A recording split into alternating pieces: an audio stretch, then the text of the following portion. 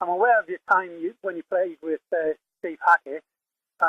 Did you do any session work? Did you play with any other established artists that we might have heard of?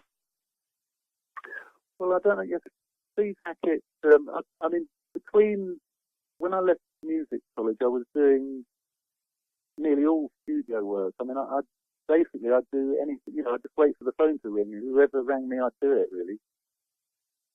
Some gigs you could probably blackmail me with, but I'll keep quiet about this. But but I did a lot of studio work. I mean, lots of TV kind of adverts, jingle stuff. Then through session work, I don't know, lots of big. Gordon Giltrap band. He was a very unique guitarist. Worked with him for a couple of years, and then I did the Steve Hackett band. I mean, that was a drummer's dream, working with Steve Hackett. He's a really lovely guy. Apart from being just an amazing guitarist, really lovely guy, and I really enjoyed it. And he's a friend, these days. He's a good friend. So I don't know who else I worked with. Dave Greenslade, that name. He was in a band called Colosseum with a drummer called John Heisman. I did sessions for anybody, really. I really worked drummer for hire. I worked with some orchestral stuff as well in the West End of London. I played in Hair in that show. I played in that when I was I think I was 17 when I did that show. But I only did it for 6 or 7 weeks. I was betting somebody, but it was very good. I wish I'd recorded it now to play a show like that when I was 17. I mean, the reason I said yes to it was I just had to sit next to the drummer one night to watch the show, and afterwards he asked me if I wanted to do it, and all I remember is seeing lots of naked women on stage all night. I said, yeah, I'll do it, yeah. And sort of on the way home, I thought, what have I said? When you eventually joined Marillion, did you ever imagine that it would, last as long as it has? No, I don't think anyone could imagine a band lasting for 30 years, really. I mean, when the Steve Hackett band kind of stopped touring, I kept hearing the name Marillion coming up everywhere. I mean, after Steve Hackett shows, we used to have signing sessions for the fans.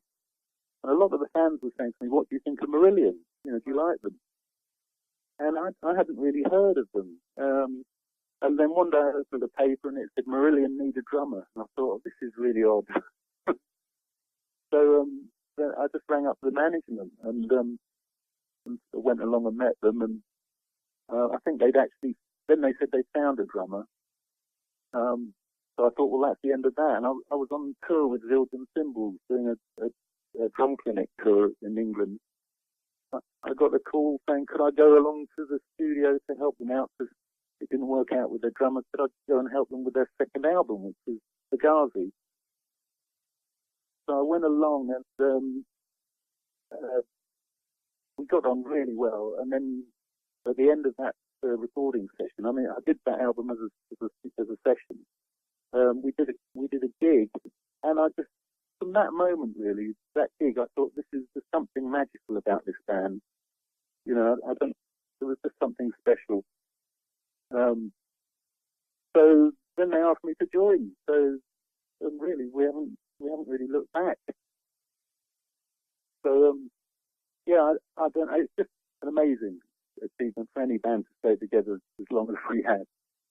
I mean, it is like a marriage. We have our ups and downs. We hate each other occasionally. It's a bit. It can be. We have our spinal tap moments, but they're less frequent these days. I think that's an age thing. Yeah. Is there any era of your career that you find more enjoyable or that was more fulfilling than others? I'm enjoying things very much at the moment. I really enjoyed my some of the touring I did with Steve Hackett. That was a real highlight for me. When Steve Hogarth first joined the band, that tour, the Season's End tour that we did, that was for me that was quite a magical tour. Maybe it's just we kind of had something to prove, but it was that was a magical time for me. And some of the gigs we did in South America in the early '90s, they were all quite special as well. I really enjoy going to places I've never been to before, touring. I think this year we're doing South America again later in the year. But we're going to Colombia this time round. I've never been there, so I'm kind of looking forward to that. I think I'm looking forward to it. and America. I mean, when I was a kid, I used to, as I said, I used to work. All my heroes were American, really. All my drummer heroes. When I was 14, 15, and I'll never forget, the first time flying into New York and seeing that skyline and actually thinking, gosh, it's real. I've only ever seen it on King Kong films, and it still does it for me. I mean, when I come to LA, I'll go and sit in some of the cafes on Sunset there and just sit there and think, I'm back in LA. This is great. I always think this is big time. When you look back on your career, is there anything you would have done differently, or maybe made some different decisions in hindsight?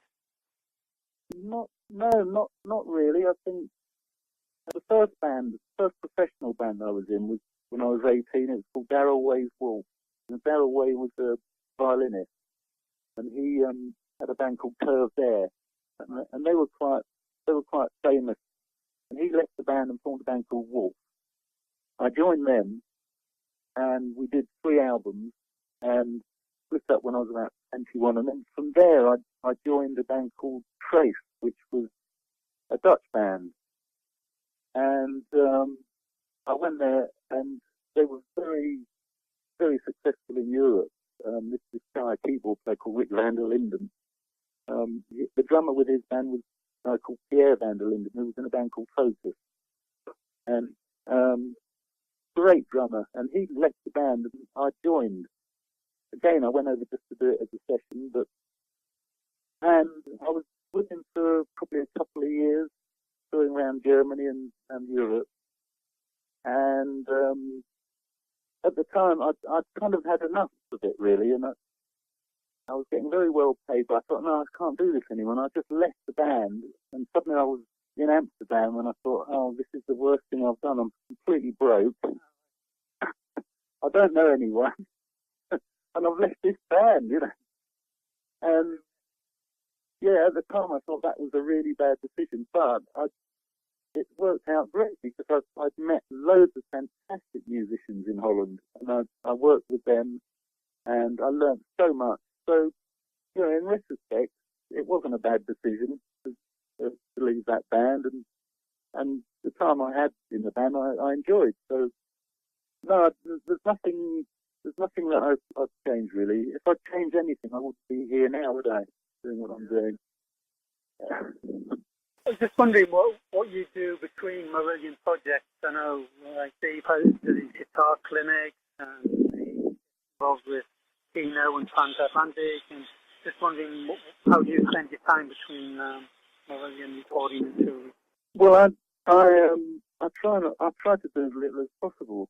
It wears me out to see what Pete does. I mean, Pete's just unbelievable. Pete has an hour off. He goes and does an album somewhere. I try and do what I'd like to. I mean, at the moment, it's really been full-time Marillion for me for the last few years. And if I suddenly had a few months there, I'd love to do some more work with Steve Hackett. Just get into a studio with a few close, or people that just want to enjoy playing music and just record something. And I'd like to do that with Steve Hackett and Pete again, actually. Apart from that, in my spare time, I try and play quite a lot of tennis. That's what I like to do. I do like cars. I like playing the sort of performance days and stuff on collecting cars. Not really, no. I try and ruin other people's cars. Yeah.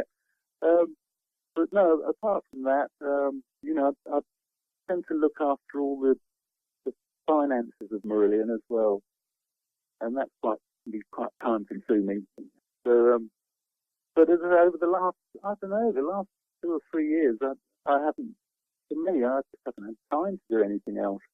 But yeah, if time suddenly happens and and Steve Hackett's free, I saw him at a gig a few months ago. He came to our London show, and I said to him, Steve, you fancy doing something again sometime? He said, yeah, he'd love to. So that was great. Okay, just a final couple of quick questions for you to wind up today. Yeah. If you could put together an all-time fantasy band of, past, present musicians all in one band, what would the lineup be? Well,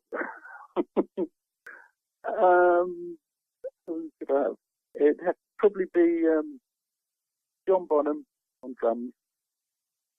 I mean, there's several bands, fantasy bands, I should think, but yeah, John Bonham. I may as well just say Led Zeppelin, actually, because I think they were an amazing band. Jeff Beck, maybe on guitar. Then probably there might not be room for vocals, though, if Jeff Beck was in a band. I don't know. Are there any living musicians that you'd like to work with that you haven't, apart from, Steve Hackett you mentioned, you'd like to work with? Oh, I'd love to work with Dave Gilmour, even if it was just, for a couple of minutes. That'd be great to do something with him. No, I think really my favourite band would actually probably be Steve Rother on guitar, Pete Roberts on bass, Steve Hogarth vocals, and myself on drums. Mark Kelly as well. What type of music are you listening to at the moment? Or do you listen to music regularly or not? Well, my son sort of plays guitar. He just wants to be a rock guitar legend. He's about 23. And he, over the last few years, he's always been getting in my car and taking over the iPod, really. And he's always been playing things like System of a Down, Slipknot, all these bands. Right? And I thought System of a Down, I think they're a really good band. I really enjoyed listening to them. I've seen them a couple of times. Slipknot, I can't really remember any of the tunes, but I sort of admire the energy and the show that they put on. I quite like bands like Keane. I quite enjoy some of their songs. Elbow, that band as well. I like Coldplay. I don't know if that's unfashionable these days to say I like Coldplay, but I think they're a very good live band, and I think they've got some good songs. And Chris Martin is a great singer. So that's kind of probably about it at the moment. So what's next? Do you have anything in line once the tour is over? Well, the plan at the moment is that the tour goes on for quite some time, actually. It's carrying on now.